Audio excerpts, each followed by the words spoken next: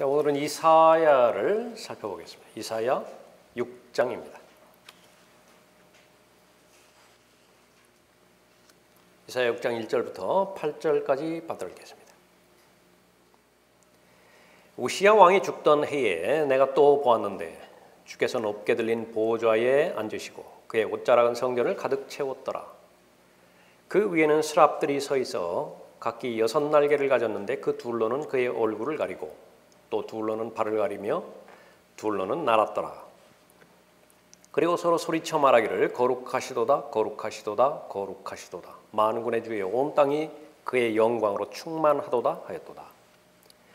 소리치는 자의 음성에 문의 기둥들이 흔들리고 그 집이 연기로 가득 찼더라. 그때 내가 말하기를 내게 화로다 내가 끊어졌도다. 이는 내가 불결한 입술을 가진 사람이며 내가 불결한 입술을 가진 백성 가운데 거하면서 내 눈으로 왕 곧 만군의 주를 베었음이라 하였더니 그때 스랍들 중 하나가 제단에서 핀 숯을 집게로 집어 그 손에 가지고 내게로 날아와서 그것을 내 입에 대며 말하기를 보라 이것이 내 입술에 닿았으니 내 죄악이 제하여졌고 내 죄가 깨끗게 되었도다 하더라. 또 내가 주의 음성을 들은즉 말씀하시기를 내가 누구를 보내며 누가 우리를 위하여 가랴 하시기에 그때 내가 말하기를 내가 여기 있나이다 나를 보내소서 하였더라. 자, 위기의 때일수록 예배에 집중하라는 제목으로 말씀드리겠습니다. 이사야 6장 본문에 있는 대로 BC 700년 전 그 기록한 사건이죠. 그 시대에 이스라엘을 통치하던 우시야 왕이 죽었습니다. 이 우시야 왕은요 통치 기간 내내 아주 강력한 왕이었습니다. 군사력이 강했고요. 명성이 이집트 땅까지 퍼졌다고 언급하고 있습니다. 아시리아 제국도 넘보지 못했어요. 그야말로 번성의 때였습니다. 몇 년을 통치하였는가? 자그마치 52년을 통치했습니다. 얼마나 태평성대였을까요? 그 잘 다스리고 통치하던 왕이 죽었어요. 그 말입니다. 우시야 왕이 죽던 해에. 간단하게 표현됐지만은요, 이사야를 포함해서 온 이스라엘 그 자손들은 경험하지 못했던 위기에 빠졌을 것이에요. 앞으로 어떻게 살아가는가? 왕의 죽음은 휘황찬란했던 번성의 끝을 예고하기 때문에 그렇죠.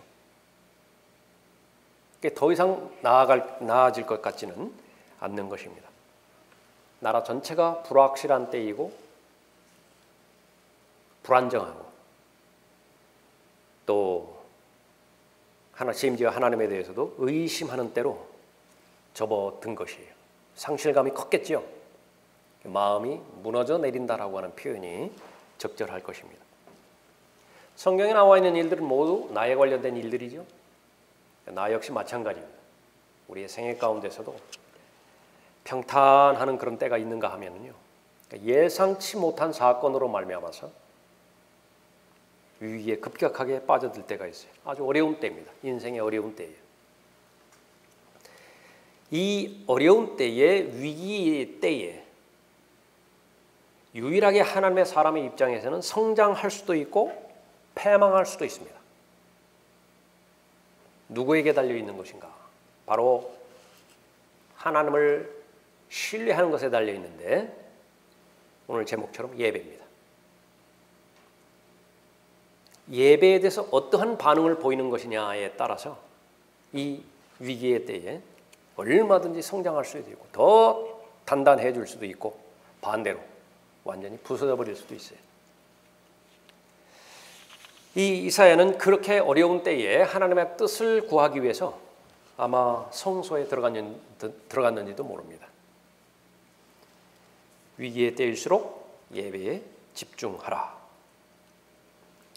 그 참된 예배는 어떠한 특권을 우리에게 부여해 주는 것인가? 첫 번째로 위기의 때에 드리는 참된 예배는 하나님을 보게 합니다. 1절 보십시오. 우시야 왕이 죽던 해에 내가 또 보았는데 주께서 높게 들린 보좌에 앉으시고 그의 옷자락은 성전을 가득 채웠더라. 하나님의 보좌를 보았죠.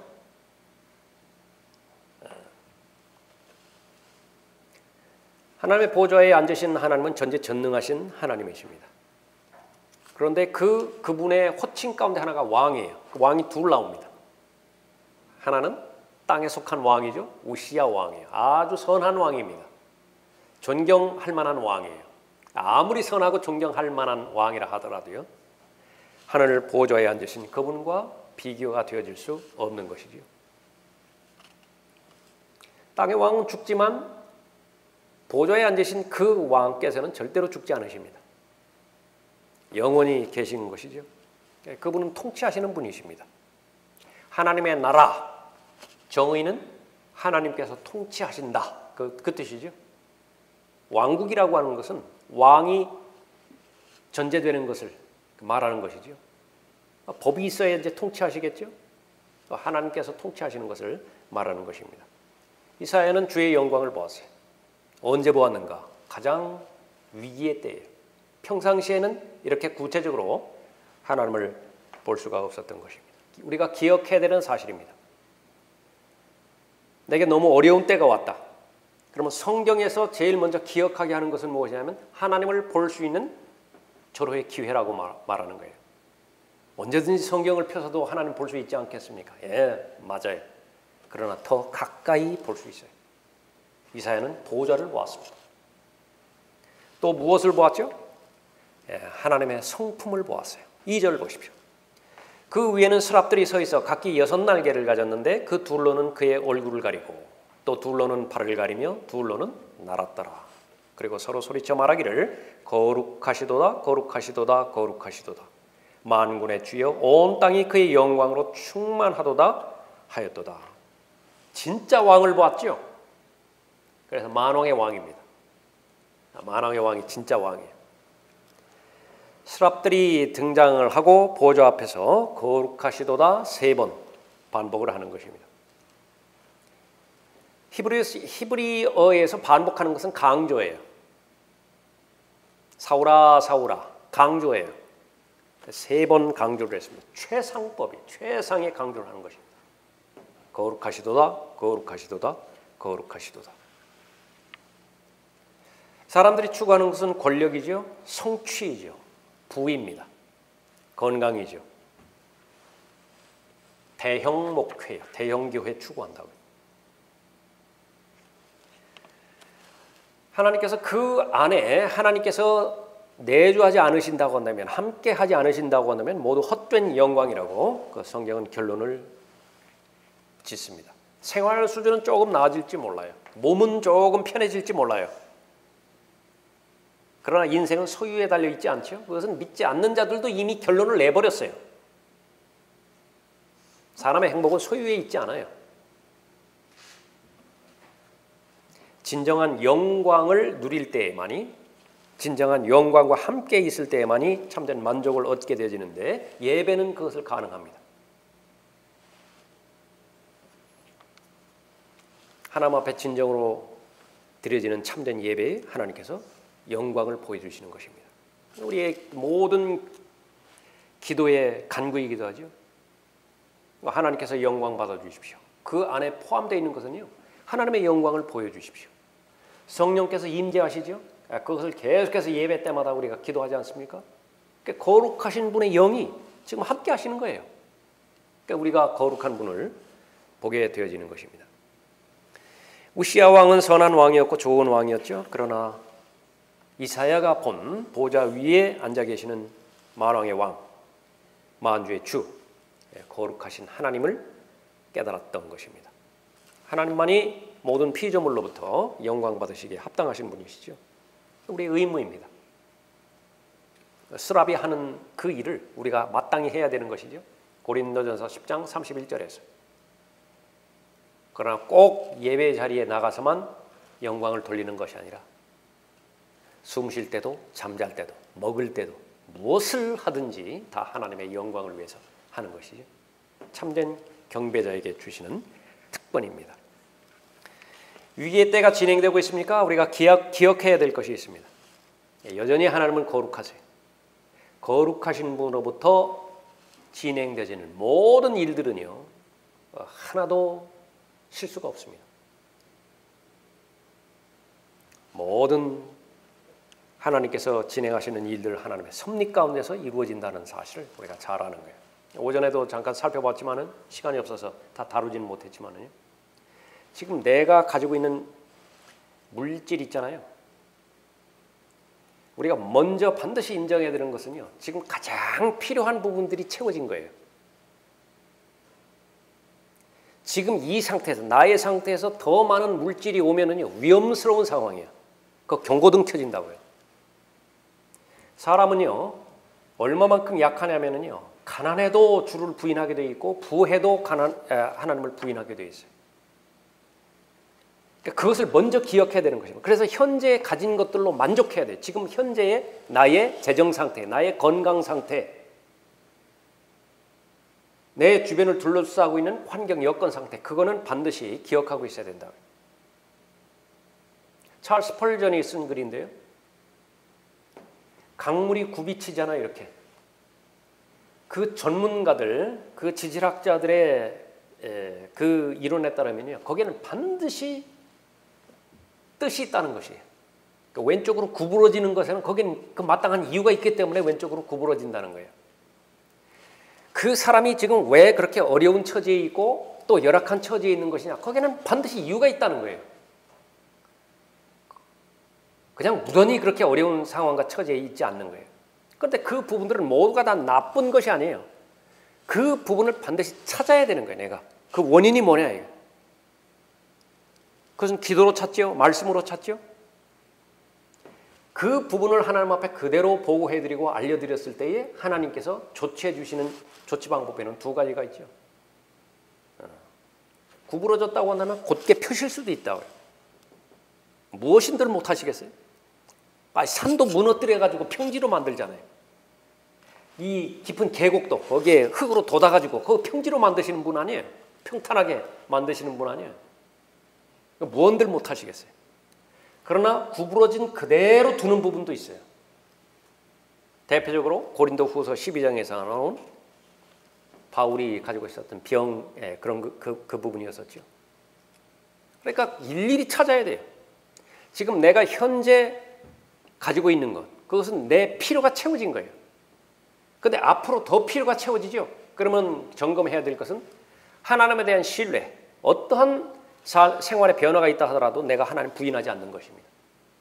더 구체적으로 하면 내 생애 가운데서 세운 삶의 우선순위를 절대로 바꾸지 않는 거예요.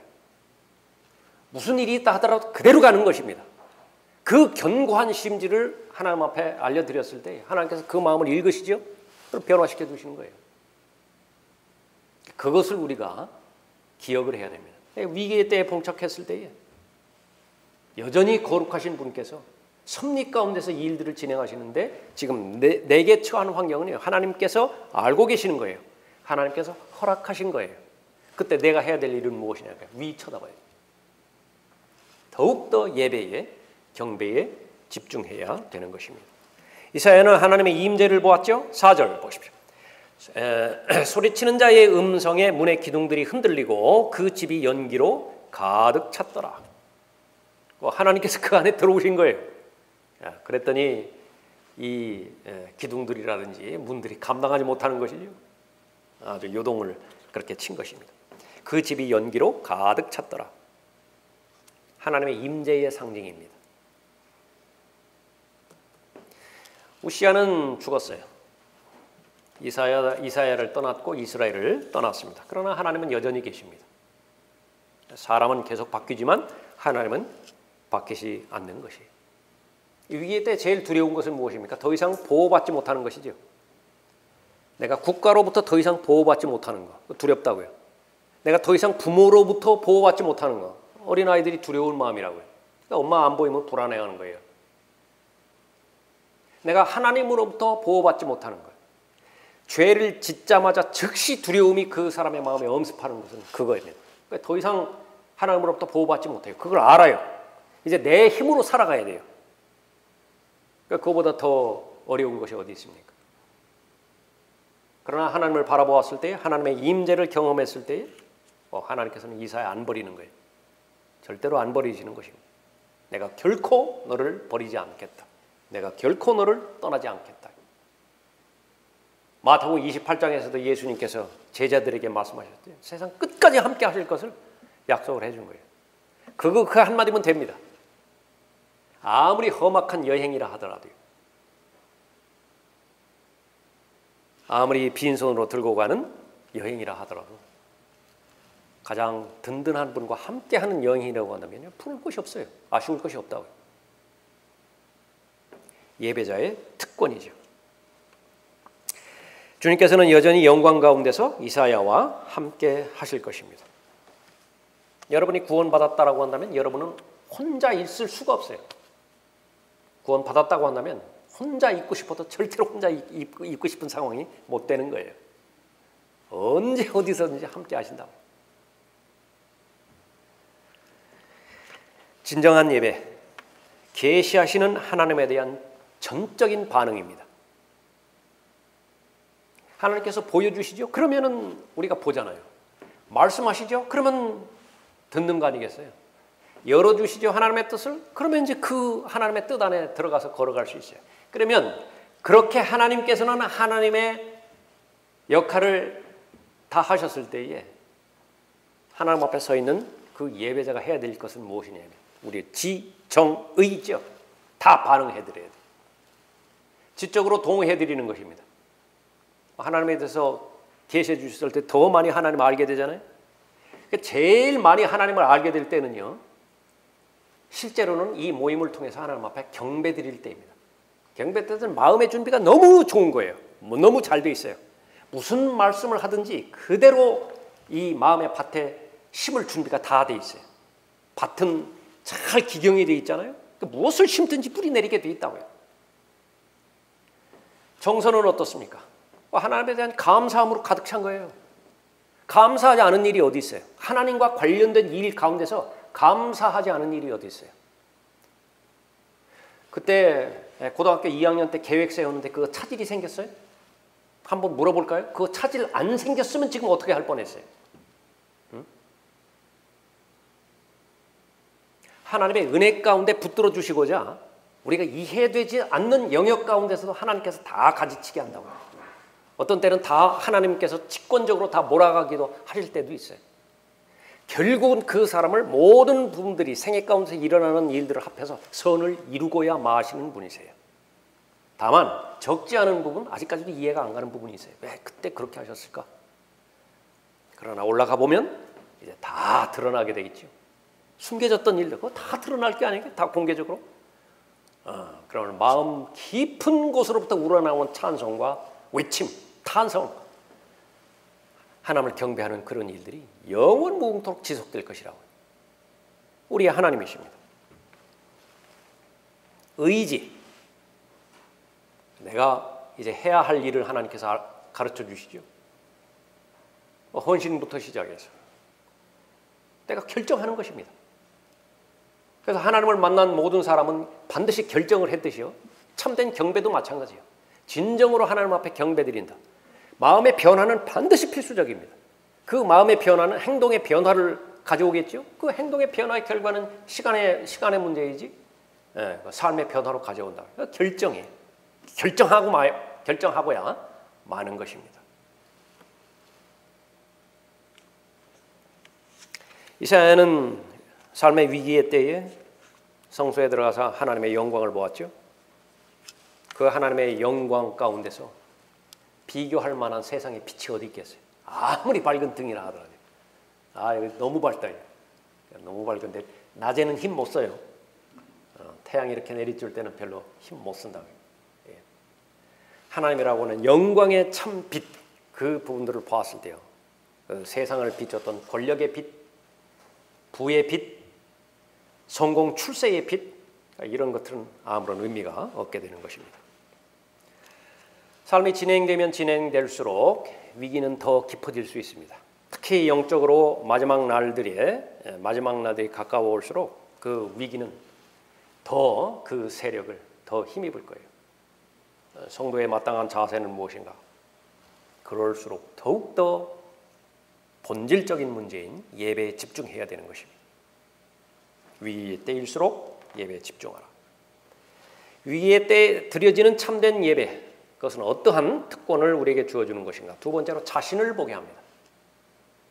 참된 예배자는 자신을 하나님의 관점에서 볼 수 있는 것이에요. 5절 보십시오. 그때 내가 말하기를 내게 화로다 내가 끊어졌도다 이는 내가 불결한 입술을 가진 사람이며 내가 불결한 입술을 가진 백성 가운데 거하면서 내 눈으로 왕 곧 만군의 주를 배웠음이라 하였더니 그때 서랍들 중에 하나가 제단에서 핀 숯을 집게로 집어 그 손에 가지고 내게로 날아와서 그것을 내 입에 대며 말하기를 보라 그것이 내 입술에 닿았으니 내 죄악이 제하여졌고 내 죄가 깨끗게 되었도다 하더라. 하나님을 바라보면은 동시에 자기 자신을 바라보는 것인데 이처럼 무가치한 존재가 없어요. 그러니까 그것을 바라보게 되는 것입니다. 하나님을 보자마자 즉각적으로 깨달은 것은 이사야 자신의 마음에 문제가 있다라고 하는 것을 인식을 했습니다. 이사야뿐만 아니라 모든 사람이 참된 경배자로서 하나님 앞에 나아갈 때 드러나는 현상이에요. 만왕의 왕이시고 거룩하신 분 앞에 가까이 다가가는데 자신의 마음의 상태가 전혀 이상이 없게 그렇게 본다. 자기가 그렇게 인식한다. 그러면 더 나가면 안 돼요. 무언가가 상당히 잘못되어 있어요. 아주 섬세한 센서기가 있어야 되는데 그게 고장나 버린 거예요. 지금 뭐 수건으로 가려져 있다든지 건전지가 지금 떨어졌다든지 제 기능을 못해요. 양심의 기능은 언제 어디서든지 가장 민감한 상태로 작동이 돼야 됩니다. 그 비결은 예배에 집중하면 돼요. 그 전까지는 사람 보고서 하는 일들이 덜어 있을 수 있거든요. 교회에서도 하는 일이라 하더라도 사람과 관련된 일들이라고 한다면요, 그 사람이 직간접적으로 개입이 되어 있다고요.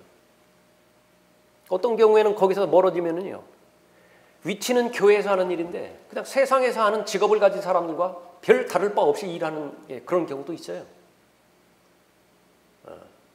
부목사를 하면서도 그냥 세상에서 직업 얻고 그렇게 하는 그런 경우처럼 그렇게 되는 경우가 있다고 말해요. 그러나 참된 경배자로서 참된 예배자로 하나님 앞에 나아갔을 때는요, 하나님과 사람 사이에 다른 사람이 개입이 안 된다고. 그때의 특권은 자기 실체를 발견하게 하는 것입니다. 내 안에 있는 악함이 드러났죠. 내 안에 있는 죄가 드러났죠.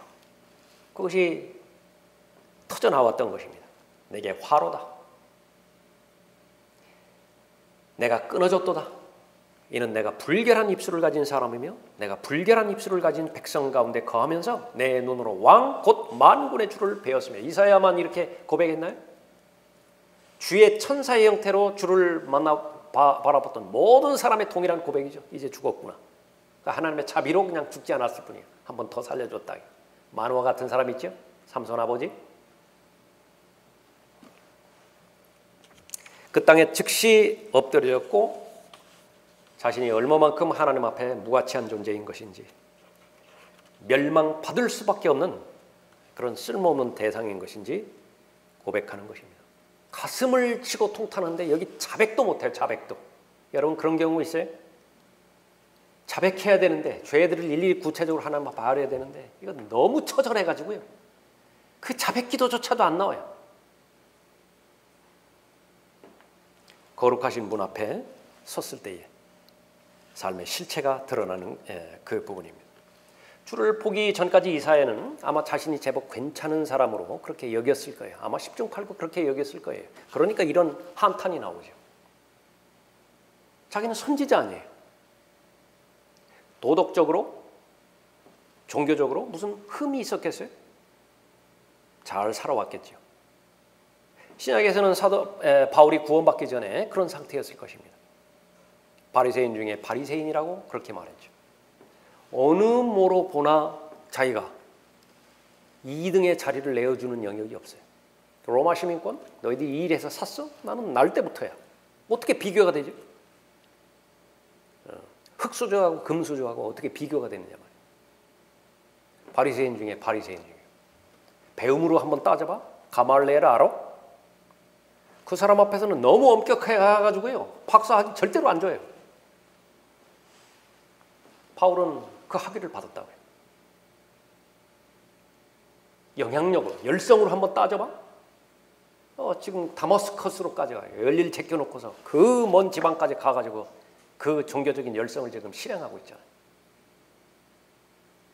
제법 괜찮은 사람이라고요. 제법 괜찮다고요. 언제까지요? 정오에 예수님 만나기 전까지. 가시채를 걷어차는 거예요. 그렇게 되는 것이. 만남을 통해서만 발견할 수 있는 실체가 되는 것이죠. 하나님 만나면 되는 것입니다. 만나기 전까지는요. 괜찮은 사람이에요. 내가 괜찮은 사람이라고요. 사람들은 자신의 실상을 잘 못 봅니다. 그것이 일반적인 그런 거 사실이에요. 종종 그렇지 않은 사람도 있지만 대부분은 자신에 대해서 과대평가해요. 그런 대로 괜찮다고 생각하고 스스로 자랑합니다. 다만 표현하지 않을 뿐이에요. 표현하는 사람도 있어요. 자신을 드러내기를 좋아하는 것입니다. 자기를 자랑하고 포장하는데요. 여러 번 해봤기 때문에 좀 능숙해져요.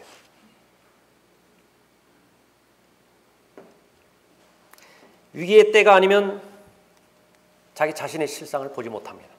그러니까 이 위기의 때라고 하는 것은요. 아주 절호의 찬스예요. 자기 자신에 대해서 아는 것만큼 더 중요한 정보가 어디 있어요? 잘 알아야 되는 것이죠. 우리가 하나님 앞에 섰을 때에 거룩하신 분 앞에 서는 것이기 때문에요. 그분 앞에 섰을 때에 쪼이지 못하는 영역이 없어요. 빛 가운데서 비치잖아요. 어디를 숨겨요? 어디를 계속해서 포장으로 막고 있어요. 그럼 절대로 불가능하다. 지금까지 숨겼을지 모르지만 종교의 옷을 빌어서 교육의 옷을 빌어가지고서 숨겼을지 모르지만요. 하나님 앞에 섰을 때는 모두가 다 벗겨져 버리는 거예요. 다. 하나님의 옷을 벗은 적이 2번 있으시죠. 한 번은 갈보리 십자가에서 옷을 다 벗었습니다. 하나도 남기지 않고 다 벗으니까 아주 수치 가운데서 공개적으로 다 드러나셨어요. 또 한 번은 옷을 벗으십니다. 히브리서에 의하면 하나님의 옷은 이 우주예요. 언젠가는 그 옷을요. 두루마리처럼 둘둘둘둘 말아버리신다고 말씀하셨죠. 그럼 뭐가 나타나나요? 이 우주라고 하는 그 옷을 다 둘둘둘둘 말아버렸더니 뭐가 나타나요? 하나님이 본체가 나타나시는 거예요. 무엇입니까? 보좌가 나타납니다. 그 뒤에 스랍들과 그룹들이 호위하고 있죠. 그 크기가 혹은 태양계보다도 더 클 수 있다라고 그렇게 견해도 보인다고요. 그 감당할 수 없는 그 위대함 가운데서 그 먼지만 또 못한 사람이요. 그 앞에 딱 출현을 하는 거예요. 어떻게 감당을 해요? 그 자리를. 어디를 숨겨요? 모든 지금 하늘과 땅은 다 없어져 버렸죠. 허공에 지금 둥둥둥 떠 있어요. 무엇을 숨기죠? 그 두렵고 무서운 자리가요. 이사야 같은 경우는 참된 경배자로서 하나님 앞에 경배 드릴 때에 하나님의 은혜 가운데서 하나님을 직시한 것입니다. 그 결과는 무엇이죠? 하나님 앞에 순수해져요. 있는 그대로 저는 죄인입니다. 저를 떠나십시오. 그 고백을 하는 사람도 있고요. 하나님 앞에서 자신의 실체를 있는 그대로 고백하는 것이죠. 6절 보십시오. 다시. 그때 스랍들 중 하나가 제단에서 핀 숯을 집게로 집어 그 손에 가지고 내게로 날아와서 그것을 내 입에 대며 말하기를 보라. 이것이 내 입술에 닿았으니 내 죄악이 제하여졌고 내 죄가 깨끗게 되었도다 하더라. 죄를 해결해 주셨어요. 하나님께서 깨끗하게 해주신 것이죠. 예배는 그런 부분입니다. 깨끗해지지 못할 부분이 없어요. 우리에게는 예수 그리스도의 보혈이 있죠. 요한일서 1장 7절부터 9절까지의 말씀에 따라서 우리에게는 말씀이 있어요. 말씀에 의한 물이 있다고요. 언제 어디서든지 다 씻어낼 수 있습니다. 위기의 때일수록 예배에 집중합니다. 현명해요. 그러나 사람의 관점에서 보면 눈앞에 닥친 것 거기에 혼신을 다하고자 하는 것이라고요. 생각할 겨를도 없이 그 닥친 문제에 계속 해결하고요. 그럼 또 문제 생기죠? 그러면 또 그 생긴 문제에 또 달려간다고요. 그 불을 끄죠? 그러면 또 일어나죠? 계속 낭비하는 거예요. 본질적인 문제는 잠시 멈춰서서 사방이 다 막혀 있잖아요. 온통 문제거리잖아요. 반드시 위를 쳐다봐야 돼요. 예배에 집중해야 되는 것입니다. 위기의 때에 드려지는 참된 예배, 어떤 특권이 이루어지는 것이냐. 마지막 세 번째로 참된 마음의 변화를 줍니다. 8절 보십시오. 또 내가 주의 음성을 들은즉 말씀하시기를 내가 누구를 보내며 누가 우리를 위하여 가랴 하시기에 그때 내가 말하기를 내가 여기 있나이다 나를 보내소서 하였더라.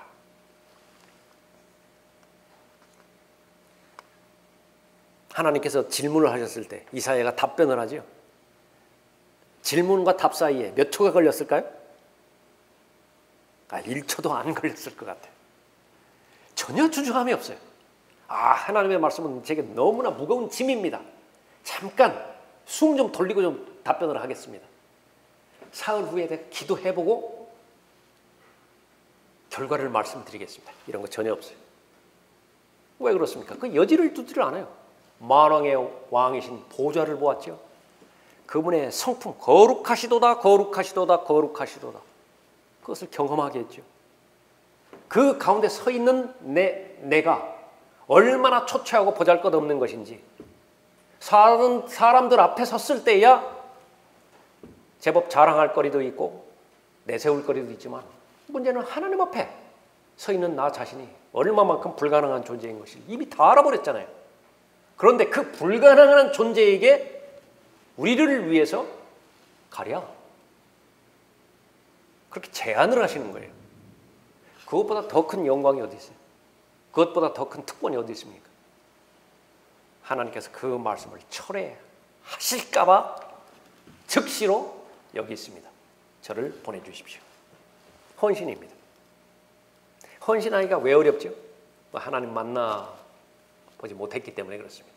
하나님의 임재도 경험해보지 못했기 때문에 그래요. 하나님의 은혜가 무엇인 것인지 깊은 바다에서 자기 몸의 체중을 좀 거기다가 실어 놓을 정도로 경험을 해야 되는데 발목까지 오는 그 해변가에서 찰랑찰랑 그렇게 다니기만 했어요. 10년도 아니고 20년도 아니고 많은 세월을 그것만 했기 때문에 겁이 나는 거예요. 저 바다 한복판에 들어가는 것이 아직까지도 겁이 난다고요. 이론상으로는 알아요. 그 바다에 들어간다 하더라도 내가 뜬다고요. 그건 아는데 시도를 못해요. 경험이 없기 때문에 그런 것이죠. 하나님께서 맡겨주시는 사명 결코 쉬운 것이 아닙니다. 어떤 사명이죠? 한번 볼까요? 9절에 보십시오. 그가 말씀하시기를 가서 이 백성에게 말하기를 참으로 너희가 들으나 깨닫지 못할 것이요 참으로 너희가 보나 알지 못하리라 하라. 이 백성의 마음으로 살찌게 하고 그들의 귀로 둔해지게 하며 그들의 눈으로 감기게 하라. 그리하여 그들이 눈으로 보지도 못하고 귀로 듣지도 못하며 마음으로 깨닫지도 못하고 회심하지도 못하고 치유받지도 못하게 하라 하셨더라. 이 일을 하라는 거예요. 회중들이 원하는 설교자, 그 설교자의 설교를 한번 들어봤으면 얼마나 좋겠어요. 마침내 그 설교자가 탁 강단에 섰어요. 그 설교자가 얼마나 좋을까요? 무슨 말을 하든지 회중이 다 흡수하는 거예요. 다 아멘으로 반응한다고요.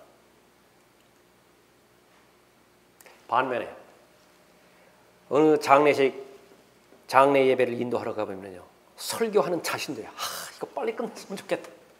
지금 설교 중이에요. 지금 다들 머리 숙이고 있고 뭐 씹은 얼굴도 지금 하고 있고 빨리 끝났으면 하고 시계 계속 보고 있고, 그러니까 설교하는 자신도 너무 싫다고. 빨리 끝났으면 좋겠다. 그것은 비교도 안 돼요. 지금 어떻게 됩니까? 그 설교를 들으면 돌이 날라온다.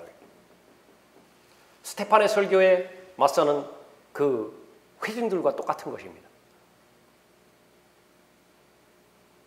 아벨의 피로부터 바라케의 아들 사카랴의 피까지 박해하지 않은 선지자가 없어요. 이사야는 그 한복판에 지금 내보내지고 있는 것입니다. 얼마나 감당하기 힘든 사역이겠어요? 그러나 그것을 극복하게 하는 것은 참된 예배가 주는 특권이에요. 참된 경배자가 누리는 그런 특권입니다.